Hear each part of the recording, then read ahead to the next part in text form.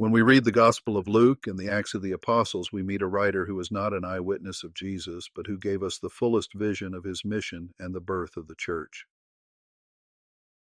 Luke the man. Tradition calls Luke the beloved physician, Colossians 4:14. He was likely from Antioch in Syria, a city alive with Greeks, Jews, Syrians, and Romans. This cosmopolitan setting shaped him as a cultural bridge builder. His elegant Greek reveals good education, and his profession as a doctor gave him compassion for the suffering. That compassion runs through his gospel. Luke the historian.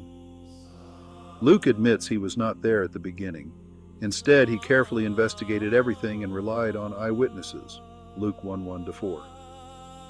He used earlier Gospels, oral traditions, and his own experiences traveling with Paul. The we passages in Acts suggest he was present for parts of Paul's journeys. Like a Greco-Roman historian, he arranges events in an orderly account, but always with a theological message. God's Spirit is guiding history. Luke, the evangelist of radical inclusion. Luke alone gives us the Good Samaritan and the Prodigal Son, parables that dismantle prejudice and reveal God's embrace of outsiders and sinners. His gospel consistently shows Jesus reaching the poor, women, foreigners, and the marginalized. Acts continues this theme. Luke shows how Greek-speaking immigrant Jews in Jerusalem, Acts 6, were included and empowered for service. He narrates Pentecost, when the Spirit speaks to every nation under heaven in its own tongue.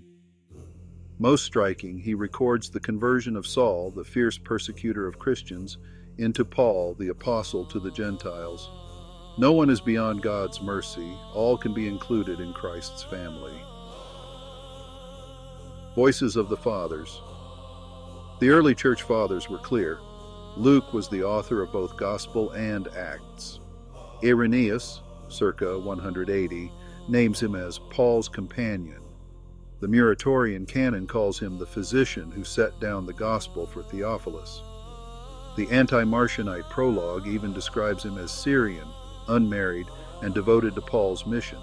Eusebius preserves these traditions, confirming Luke as historian of the Spirit's work. Luke's legacy.